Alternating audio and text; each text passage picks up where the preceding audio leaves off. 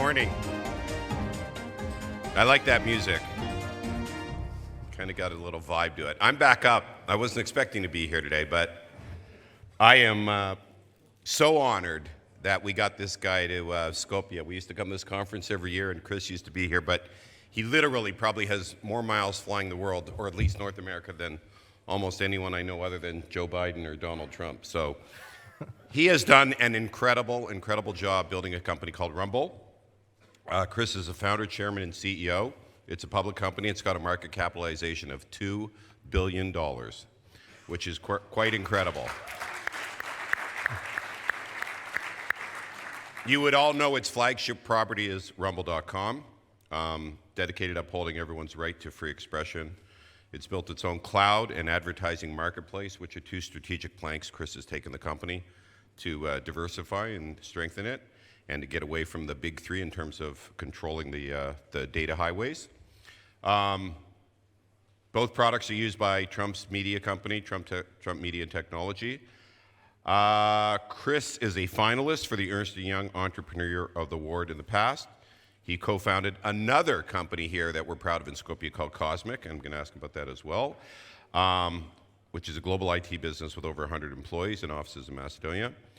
And after launching Rumble in October, he led a seismic movement in the fight against digital censorship, which is really, I watch Chris, and if you see him, whether he's on TV or streaming or whatever else, you don't know whether he's passionate driving as a CEO of a public company, or passionate about the message against censorship and fighting for free speech, which is the best way to work, is when your passion and your work intersect in terms of what you do.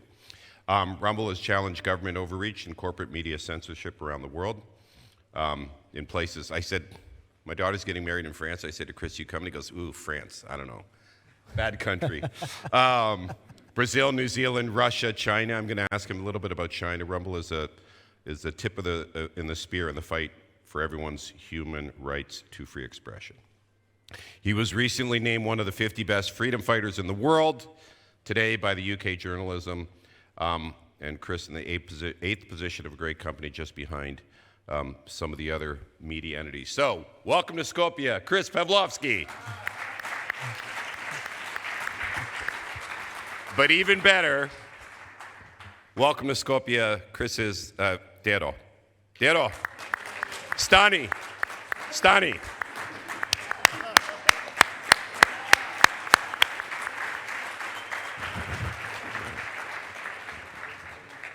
All right. As I get organized here with the questions, Chris, your journey from founding Cosmic right through to Rumble has been incredibly remarkable. We're all very proud of you. How did it all begin? So, yeah, it began over 2 decades ago. I was building websites out of my parents' basement, and around like 2005, I was in the video space very early on, prior to like any video sharing platforms being around. And I remember getting a message from one of my high school friends at the time, and he's like, hey, check this site out. These guys are going to dominate. They got all of this funding from Sequoia. That site was YouTube. From that point on, post 2005, we all know the story. YouTube took over, got integrated into Google search, and basically dominated the market. So it wasn't until about 2010, 2012 that I started to notice that the incumbent big platforms out there were starting to preference like large creators, corporations, brands, and kind of forgetting about the small guy, the friends, family, aunts, and uncles. And by 2013, I decided to start Rumble. And by the way, the guy that told me that YouTube was going to take over in 2013 gave me Rumble, the domain name, as my 30th birthday gift for free and said, go beat YouTube. True story. So in 2013, we started Rumble to basically take on the incumbent platforms, in particular YouTube, by helping the small creator get the monetization tools and distribution tools they were no longer getting on YouTube. Fast forward to 2020, It was the summer of 2020. I'm a Canadian, born and raised in Toronto, Canada. I get a phone call from the ranking member of the U.S. House Intel Committee. And I'm like, holy shit, am I under investigation? Like, that was a pretty interesting call. So, but he calls me and asks me just a very simple question. He's like, Chris, if I bring my content to Rumble and I search for my name, am I going to find it? And I'm like, yeah, thinking I'm under in some kind of investigation. I'm like, yeah, absolutely, you're going to be able to find it, Mr. Congressman. It was, at the time, it was Congressman Devin Nunes, who was formerly the chairman of the House Intel Committee and then ranking member when the Democrats controlled the House. He was getting blocked by some tradition. Well, he was on YouTube, but the thing is, and this is the remarkable thing, and this is kind of like what exposed a lot of things, is that he comes to Rumble, I think it was in August of, middle of the summer, August-ish, and he comes to Rumble and he uploads his content, and within 2 to 3 months, he gets like 200,000 to 300,000 subscribers on Rumble. But here's the kicker. He's been on YouTube for 4 years at this time. He's got road signs promoting his YouTube channel in his congressional district, and he only has 10,000 subscribers. Why? That's the big question, right? How could that happen? So he comes on, and then he explodes. Dan Bongino ends up coming on. The entire conservative world ends up coming on. And this same thing happens over and over. Jim Jordan has more on Rumble. Everyone. It happened to basically most of the creators that came on that were in the conservative side of U.S. politics. And we ended up dominating the conservative side of politics in terms of video by early 2021. And the question is why? Like, I personally can't say exactly what it is. It's some type of censorship. It's some type of shadow banning. I just know what we do on Rumble, and we're not participating in any of this type of biases and promotions of specific content or creators or stopping people from finding people, etc. So you can call it whatever you want. The facts are the facts, is that, you know, you came to Rumble and you grew way faster than you did on YouTube, and you were able to now reach your congressional district a lot easier if you're a politician or if you're a huge creator and a Fox News host like Dan Bongino was at the time. He was able to reach his audience on Rumble. He's got like 3 million plus subs on Rumble. He only had like 600,000-700,000 at YouTube. So it happened to everybody, and it just took over. So by 2021, we took in our first investment. It was around May. This is kind of when we dominated the conservative side of politics, by Peter Thiel and J.D. Vance, and Vivek Ramaswamy was also part of that investment round, along with a few others. And that was our first investment round. And then what we noticed post that, I would say closer to the end of the year of 2021, we started to have a lot of like free speech advocates on the left start coming to Rumble. We started to see people like former Democratic presidential candidate Tulsi Gabbard come to Rumble. We saw Glenn Greenwald come to Rumble. And it kind of just took off from there. And then 2022, you saw the Bitcoin conference in Miami get censored and taken down by YouTube. Then all the crypto guys came to Rumble. By the end of 2022 to 2023, we started to see all the young guys were starting to get fed up with censorship. We had like the #1 guy in hip hop, Academics, come to Rumble. We have the #1 guy from YouTube, iShowSpeed, come to Rumble. Kai Cenat from Twitch. So it became like a tidal wave of people coming to Rumble just because they were fed up with what was happening on the other platforms. And it's just simply like the secret ingredient here was just being fair, treating everybody fairly and not picking and choosing, or not doing anything to suppress voices and allowing people to be authentic. People really want to be authentic. They don't want to be fake. And I think what you see a lot in corporate media now in these days is that there's a lot of fakeness. There's a lot of people with agendas. There's a lot of people trying to say things to make other people happy. And authenticity is really appreciated in today's world, and that's why Rumble is where it is today. Okay, so you got big tech who were throttling or regulating, controlling what us average people were watching when we went on YouTube or whatever else. What about governments? Where are they in this? Like, what roles are they taking on?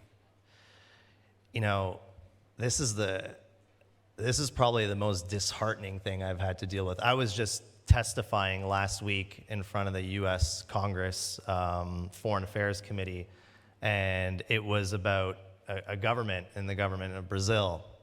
So you're probably not familiar, a lot of people might not be familiar with the politics in Brazil, but they have a Supreme Court, I guess the highest Supreme Court guy is Alexander de Moraes, who's just unilaterally jumping in and making decisions without like court cases coming in. He's kind of just at the top saying, we want to ban this guy, we want to ban this guy, and sending us letters and trying to ban people on all platforms. A lot of platforms are complying, some are not. Well, I would say we're the only ones that are not complying with that. We've actually pulled out of Brazil entirely because of the demands of censoring, political opposition, which we find appalling in any world. So what we're seeing around the world, and this kind of is super disheartening, is that the censorship by governments around the world is getting worse. It's getting a lot, what's the word I'm looking for? It's becoming a lot more overt. They're not hiding it anymore, whereas they used to hide it, or they could have hidden it, but now they can't hide it because you have platforms like us that will just like say, hey, look what's happening, this is wrong. So it's happening around the world in multiple different countries, and it really kind of, the one thing I've really realized is I've really started to appreciate America and the United States and how they uphold the Constitution, especially the First Amendment. And there is no place on the planet that's like America when it comes to this, and that's like a huge appreciation of mine now, realizing that, because the rest of the world is really going down a slippery slope. I can name a litany of countries. So, Chris, have you withdrawn from some countries, or are you blocked in some countries? Both. So China was the first one to block us. Typical communist country. That's what communist regimes do when they want to get rid of other voices that are against their regime. We're also blocked at the IP level in Russia. So Russia blocked us. They actually blocked us about a week ago. They turned us off completely.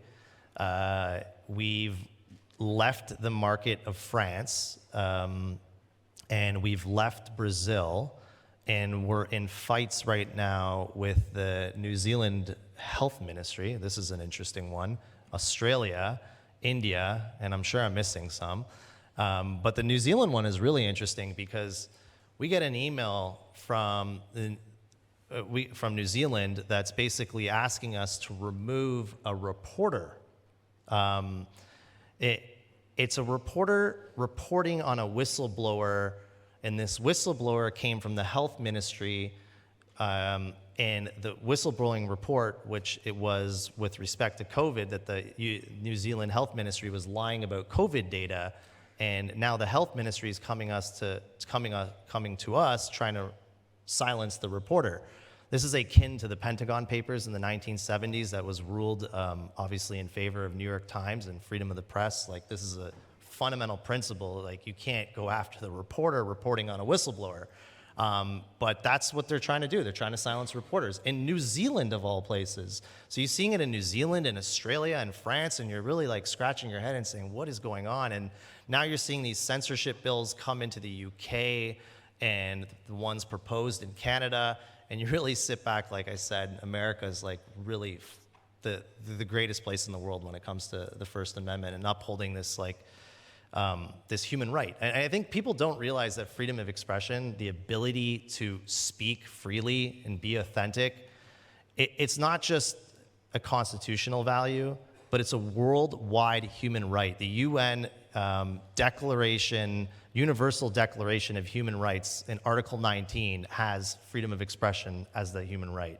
You don't have civil rights movements, you don't have women's rights movements, you don't have any movements without freedom of expression. This is like the core fundamental cornerstone of democracy and freedom.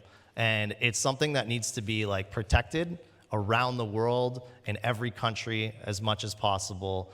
Otherwise, we're going to go down a really, really bad path, and history has shown us that. All right, I'm going to make a left turn and ask you, what's your connection to Macedonia? So, well, he's the one right there. It's my dedo. And both my mom and my dad are from Macedonia. My mom's from Mariovo, and my dad's from Prespa, where my dedo's from. And, I came to Macedonia, I think 16 when I was 16 years old, fell in love with it from that day. And I've been coming, I'd like to say almost every year. It hasn't been. I haven't been in a few years now, but I came very frequently. I invested in Macedonia with Cosmic Development. I put a business here in 2011. And now Rumble is investing like annually $3 million into particularly Bitove, I would say, in terms of employment there. So yeah, very connected to here. Could you see yourself investing more here, and under what circumstances, or what would it take? What are the characteristics you either like about the market, or that you'd like to see changed for you to be able to deploy more capital here? At this point, the way I've kind of run businesses, I really don't really look for help from governments. I want governments to get out of my way, stay far, far away.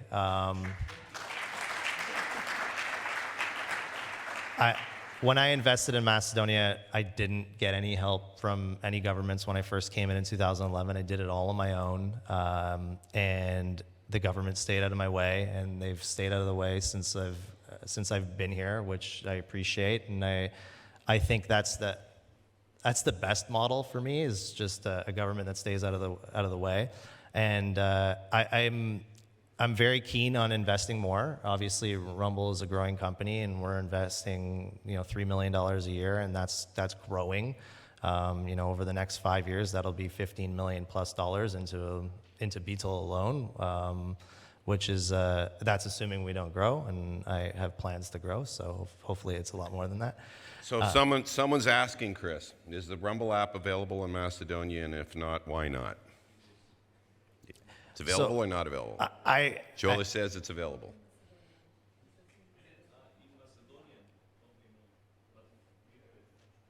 I think it's available on iPhones. And if it's not available on Android, I will fix that immediately. It is? Okay. Here's another question, Chris. How do you regulate hate speech on your platform? Right? Now all of a sudden you have to be censor. And I know that's one of the great things about how his business plan. It's all about free speech, but it's not about hate. So you can't do whatever you want. So I have a question for you. What is hate speech? I'd say being overly discriminatory for certain elements of society and things like that derogate or lack respect to a point. So I think this is like the fundamental right to free speech is absolute, number one. The idea of banning people and censoring people for something that someone deems as hate is very difficult to define, because Okay, but if someone puts up like a Hitler video or whatever, you're not going to allow that. Yeah, that's like horrible. But when we're speaking about free speech and we're speaking about the First Amendment is absolute. When it comes to Rumble and when it comes to other platforms in general, like X, there's policies that you don't allow anti-Semitism, you don't allow racism, you don't allow various different types of inciting of violence.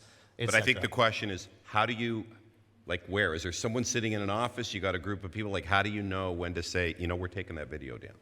Yeah, that's coming from over here. That's our largest team right now the largest team in Rumble overall is in moderation, And most of that team is here in Bitove itself, and they're taking down thousands and thousands of videos that violate Rumble's terms of service.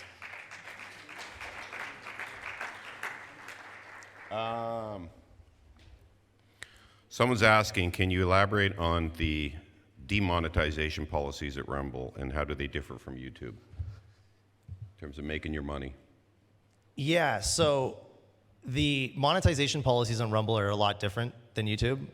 You're monetized on day one on Rumble, whereas on YouTube, I think you have to have like 4,000 hours, certain amount of subscribers, etc. Whereas on Rumble, you're monetized on day one. You can start earning on day one, and you can get paid on day one. So there's no long lift to get monetized on Rumble.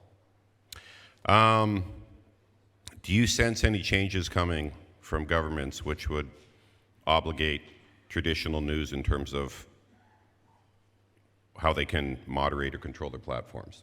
Repeat that?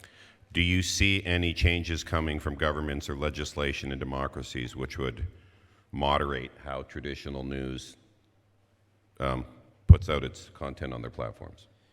Yeah, so we saw that happen in New York. New York State wanted us to report hateful content, I believe it was. So any hateful content that came on Rumble, we had to report. Number one, what do you define as hateful? Do you dislike that person? Or do you like that person? Like, is that hateful?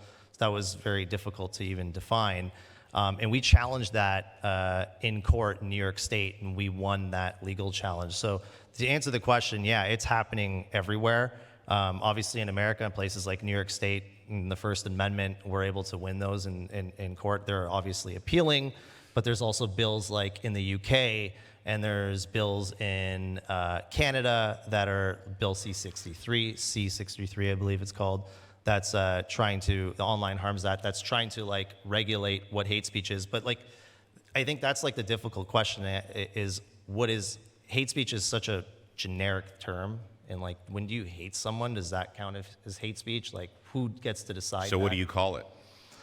You have to be specific, like inciting violence. Like, if you're part of a terrorist organization, you have to get very specific about the guidelines. I think one of the issues that happened is that, a lot of conservatives a lot of people on the opposite aisle would accuse them of hate speech when they would say something that they believe, whether it's a religious belief or whether it was whatever they wanted to believe. They would always use that word to kind of try to censor the other side. And I think that's like one of the things that I think the platforms got wrong in the last 5-6 years, is that they over accommodated every complaint, and it got so bad that they ended up censoring like valuable voices and authentic speech rather than focused on like what it was 10 years ago. So Rumble's terms and services are no different than the way YouTube was like in 2013 and 2014. It's very similar.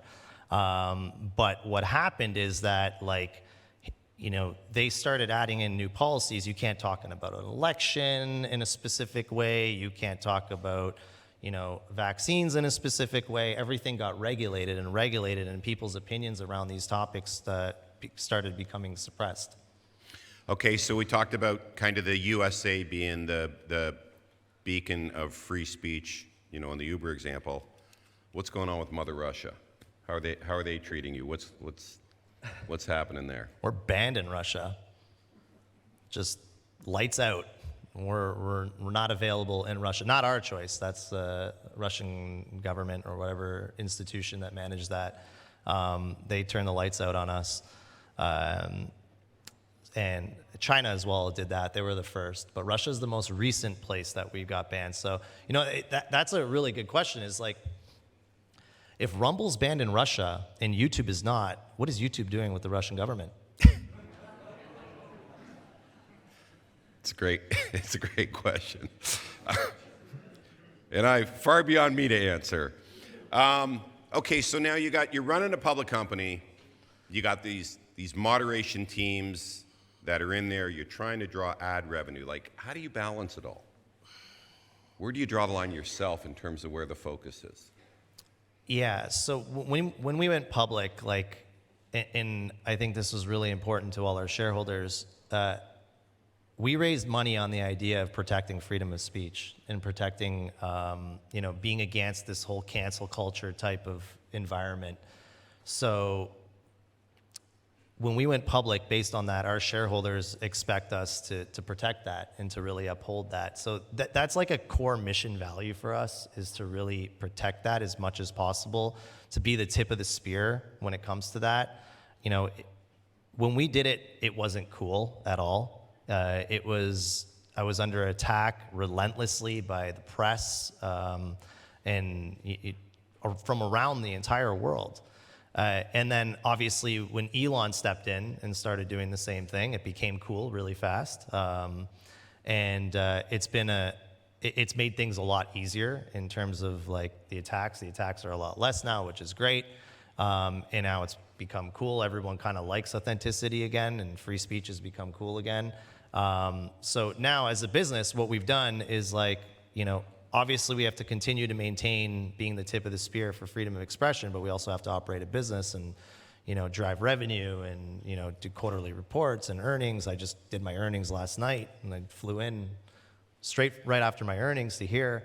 We've launched different lines of businesses. We got into the cloud business, and our first cloud customer was Donald J. Trump's DJT business.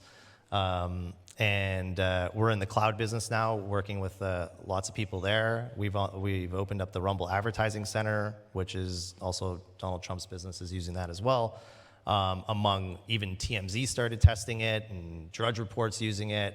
So we've built an advertising marketplace, we've built the cloud, and we have the Rumble video platform. So we have 3 core products. Obviously, the Rumble video platform is our banner product that's upholding free expression, and the other 2 products are what we're looking to drive the revenue. On your earnings, you mentioned your studios as another. What is that, a 4th leg, or is that part of the video? That's the 4th product. It's The Rumble Studio is a way for everybody to very easily go live. It's more of a software that people can use to go live. And what excites me about that is that it is going to connect with the Rumble advertising system so that creators can very easily monetize their live streams directly from the studio. So it's 4 main products, but the 2 main products that will drive the revenue will be the Rumble Advertising Center, which connects into the studio, and then obviously the cloud business. I mean, the questions are flying in, so I'm trying to pick some good ones here. Here's a good one. So I get why you're banned in Russia and China, but why France? So France asked us to ban Russian news sources, and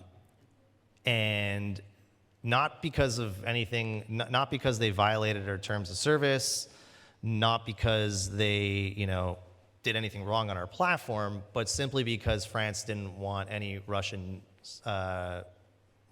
news on Rumble, and obviously that's against our terms, it's against our ethos, and we said no, and they threatened to turn us off. We're getting the hand signals, but I got another good one here. And you personally feel guilty sometimes when you're putting something out there that's untruthful. No, first off, what's truth?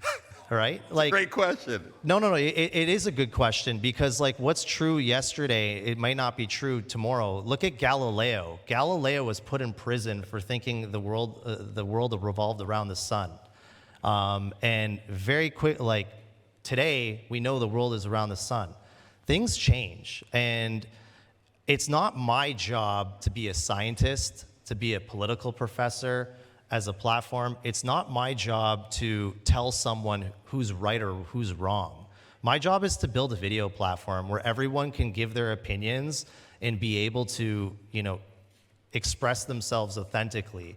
The minute that I step in and I think I'm an authority to tell them what they can and cannot say, is the minute I become that's not something I'm ever interested in doing. I think everyone here is entitled to their opinions, and what someone believes on one side and what another person believes on the other side is always going to be different. It always has been different, and that's what's created amazing things in society. That's what has led amazing movements, civil rights movements, women's rights movements. That's what leads to these things, because one person thinks a truth is their truth. And anybody that thinks like that is on the wrong side of history. And I promise that. I've seen enough, I've read enough history. That's the wrong place to be. And I think all the platforms, by trying to do that, is completely wrong. And I'm totally against it. So no, I don't feel bad, because I'm not the guy that's going to look to see whether it's true or not. And I'm not the one to be able to make that distinction if it's true or not. And Well, I think Chris, that would be very wrong of me to do that. I want to thank you for coming. I know he did get his earnings call out yesterday, got straight on a plane and came here. A quick anecdote. This kid was begging me to meet with him like in 08 or 09, whatever, and I finally meet with him. He's go, hey, it might have been 05, whatever. I'm Macedonian. I got a business over there. I want to join Macedonia 2025. I want to help out. He's been whether you show up or you don't show up, we understand how crazy it is. You've always been supportive. You support our youth tech conferences. You do everything else. You are a great Macedonian patriot. Thank you very much on behalf of all of us.